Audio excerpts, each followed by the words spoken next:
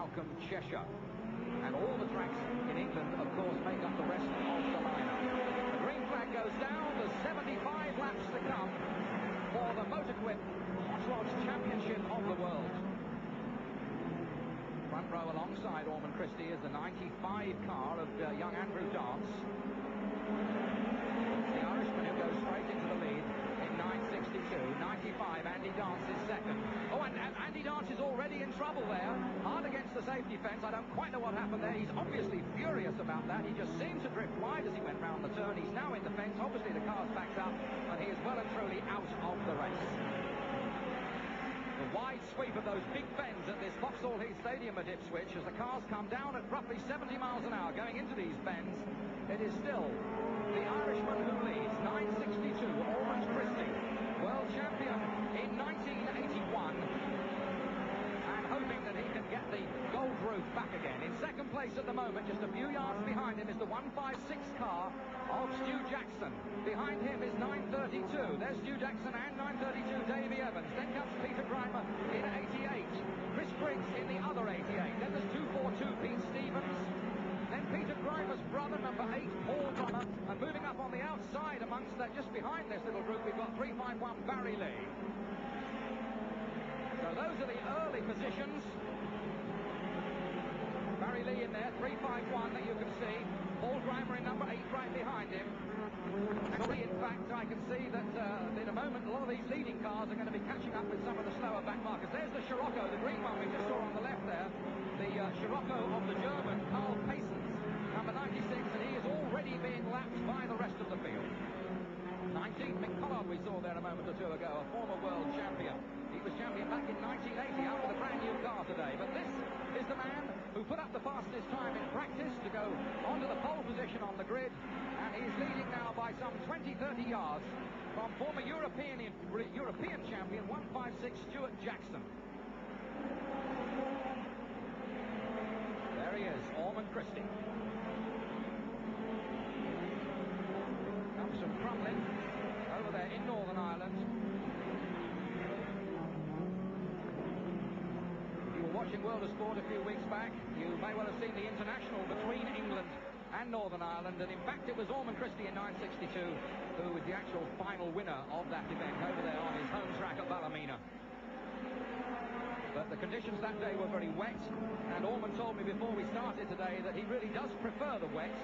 He thinks the car handles that much better. Well, there's no sign of any moisture here today. The track is absolutely dry. There's scorching sunshine and a packed crowd to watch this event. 44 just going through the picture. That's Rod Burley from West Kingsdown, just next to Brands Hatch. He's third in the national points chart. The PRI, the stock car racing, hot rod racing organisation, they race down at Arena, at Lytton, at Brands and at Crayford. And Rod's some way back down the field at the moment. Just tucked in behind him there, 717. That's Ross Rigger, who comes from Weymouth. The only car, in fact, today out there with windows all the way round, which is a little unusual. With another escort. But, of course, the Irishmen have both chosen Toyotas. Both Ormond Christie, the leader in 9.62, and Davy Evans are driving Toyotas.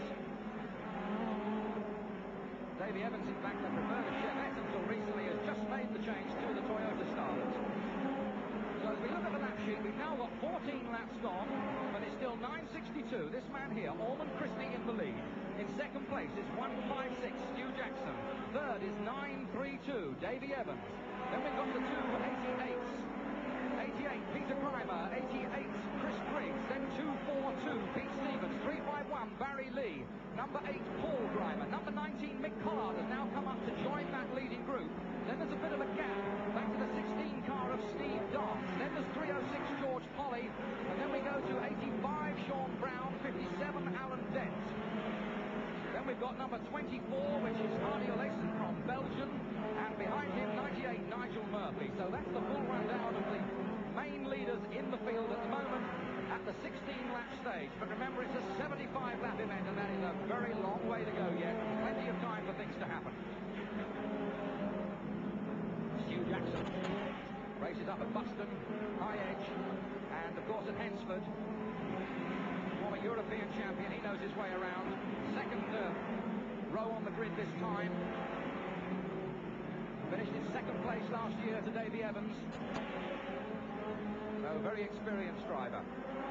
Ormond Christie, the leader there, got himself boxed in. Right behind 923, Kenny Cook, whose supporters were waving those big hand banners before we started. Beautiful driving from Ormond, right around the outside, not afraid to go for that gap between the inside cars and the safety fence. So it's 962, Ormond Christie. 156, Stu Jackson. Those two now open down a little bit of a lead of about 25 yards from 932, Davy Evans. Still Peter Grimer next in 88, then 242 Pete Stevens, then 88 Chris Griggs, 351 Barry Lee, 19 Mick Collard, and 18 number 8 Paul Grimer.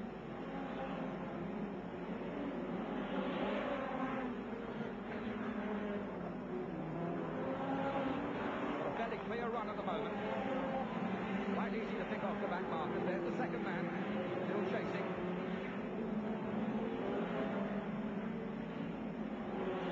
The gap between first and second now is something like 30 yards.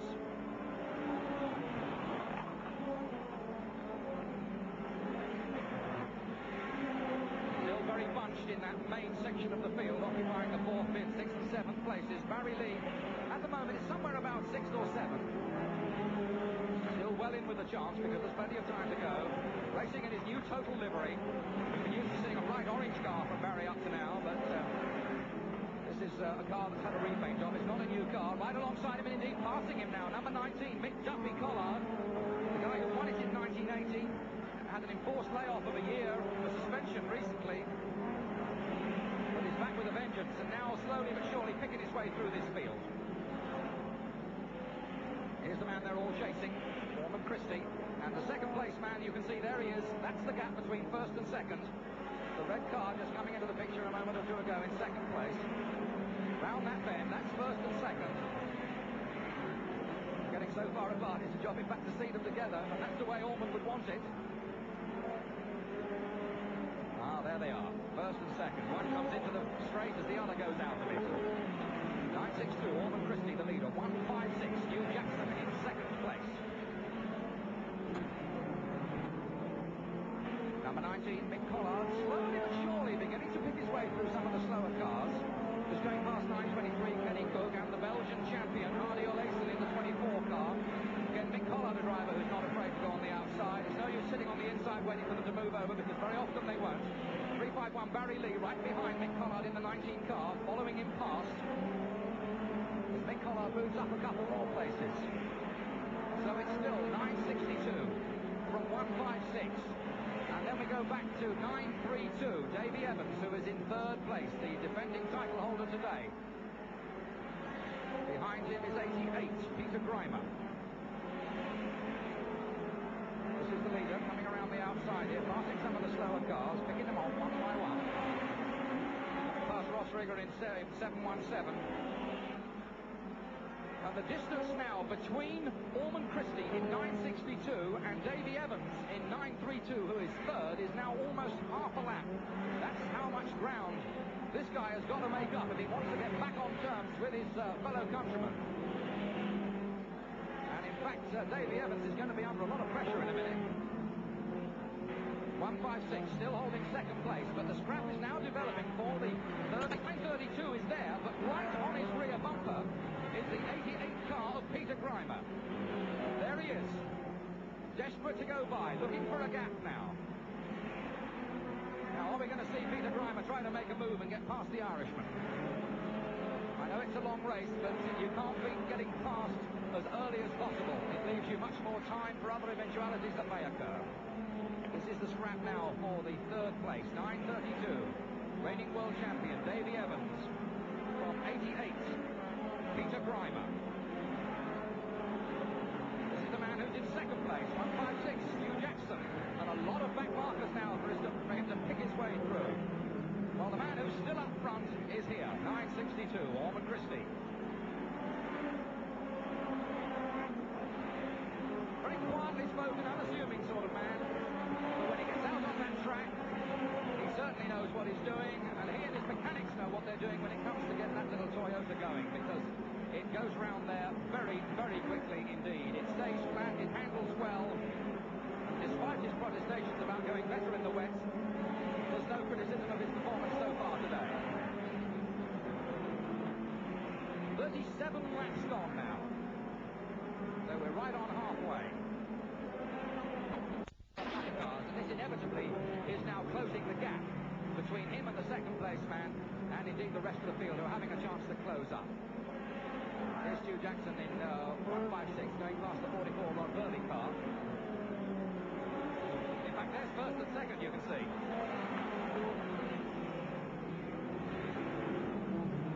Stu Jackson really putting the pressure on now. I think he senses that while Ormond is likely to be getting held up, that's his opportunity to close up and put some pressure on him in the hope that he might make a mistake. There's one back marker separating the leader there from the second man.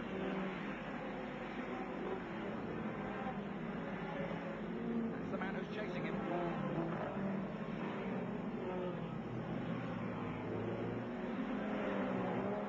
So it's still 9:62. Ormond Christie, 156 Jackson.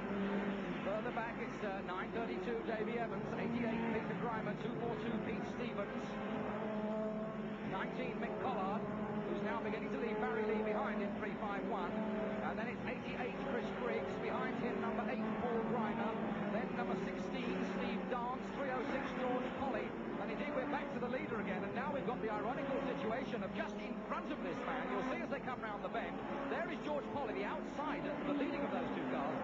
George Polly, who won this world final in 1976, who has now just been lapped by Ormond Christie, the 1981 champion, and the man who at the moment, anyway, is looking very likely to become the 1983 champion. So a sad day for George Polly, now being lapped by the lead car.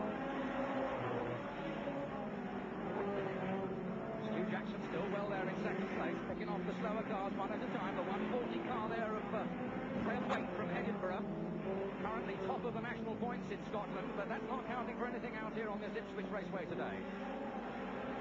So 156, Stu Jackson still second.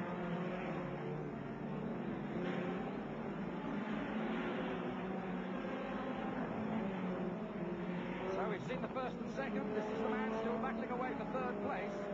In fact, he's opened a gap of about 30 yards now on the fourth place man, which is still the 88 car of Peter Grimer. The blue flag you may have seen just waving there is a signal to the slower back marker cars to move over and let the leaders that are competing for the places come through. That's 156. Stu Jackson just got himself ahead of the 306 back marker George Polly.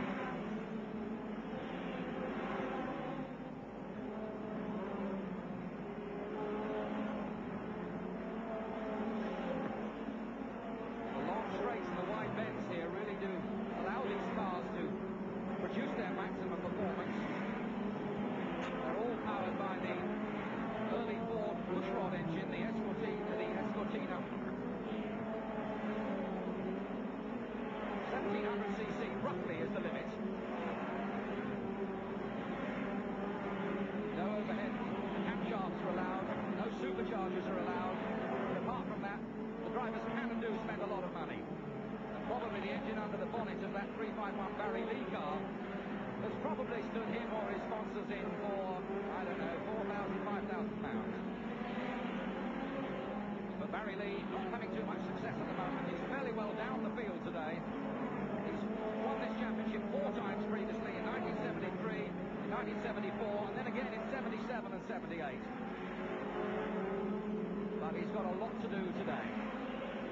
51 laps gone now. 51 laps gone.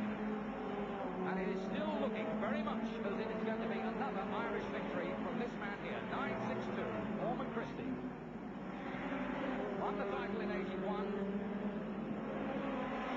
Won the recent Northern Ireland versus England International. Won quite a lot of the championship events over the years over there in Northern Ireland. Spends most of his time, of course, racing in Northern Ireland. But that really doesn't seem to be the disadvantage that you would expect. He comes over here onto what for him must be a strange track and turns in a performance like this. So that's the leader. This is the man who is in second place, 156. Stu Jackson from Hensford, near Brown Hills, just north of Birmingham. He was in fact runner-up last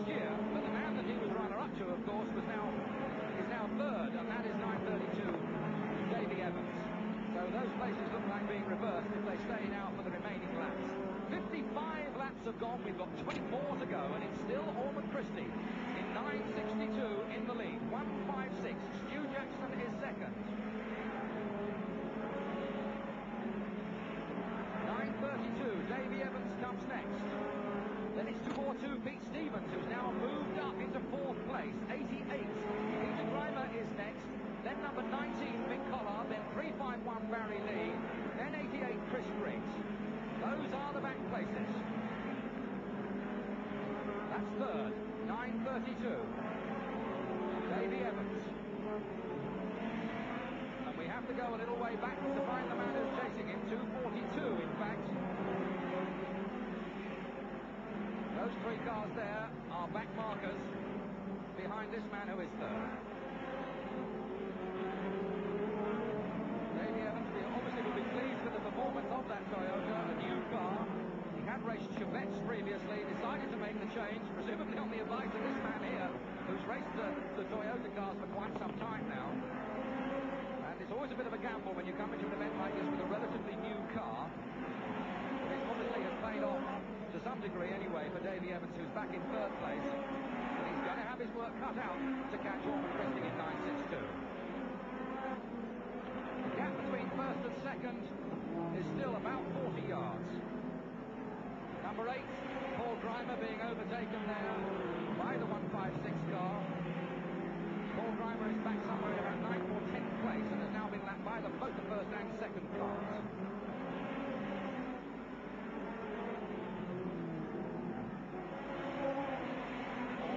Getting on with the job, taking a nice inside line. Nothing ostentatious or flashy about his driving. Chooses his line, sticks to it nicely, picks his way through the other cars, cool, calm and collected. Well, they'll certainly be very happy over there in Crumlin, in Ulster, at the stage of play at the moment. Because they've got Ormond Christie in the lead, they've got this man, Davy Evans from Temple Patrick, in third place, with 1.56 Stu Jackson separating them in second. 2.42 Pete Stevens is in fourth place. As we look at the lap sheet now, we've got 64 laps of the 75 gone. Pete Stevens occupying fourth place at the moment. He's slowly been working his way up, but I don't think he's really got the speed or the power.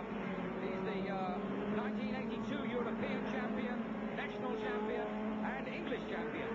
So he certainly knows his way round. But I don't think he's got enough steam to catch Ormond Christie. Very comfortably in the lead. Still about 40 yards on 156. Further back it's 9.32. And in fact 9.32, Davy Evans is the one who could be under pressure shortly, because the car we were looking at a moment or two ago, Pete Stevens, is now closing up very close behind him. You'll see him, there he is, just come into the picture in fourth place, and now obviously he's got his sights set very much on the battle for that third position. So that's Pete Stevens in 2.42, now coming into strong contention for the third and fourth places. Then we've got to go a little way back to find 19 Mick Collard. Behind him it's 88 Peter Grimer, who's fading a little now, I have to say. And then we've got 3.51 Barry Lee. And behind that, 88 Chris Briggs. And in fact, we're right back to the leader, Ormond Christie, again at that stage. So there's 5 more laps to go now. And Ormond Christie must be feeling the pressure. There is a big indicator board at one end of the stadium, and the drivers keep an eye on that. Believe you me, they watch it to see where they are, to see whether places are changing behind them, to see whether people are trying to move up and could begin to present a threat. There's one man who's not going to be much of a threat today, I'm afraid, Mick Collard in number 19, because he is a long way back. Just 3 more laps to go now. And Ormond Christie must be beginning to feel rather safe. The second place man is consistently 40 yards behind.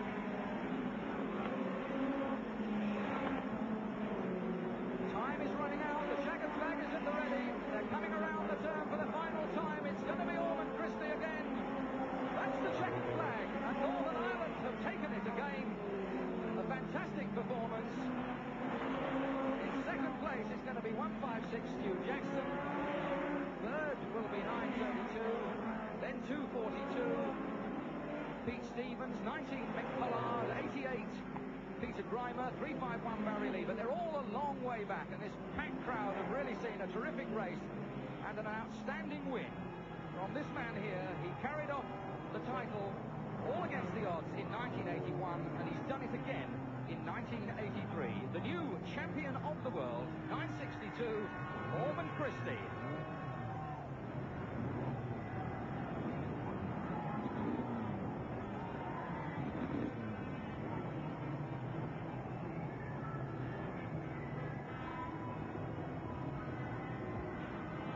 Well, what a reaction.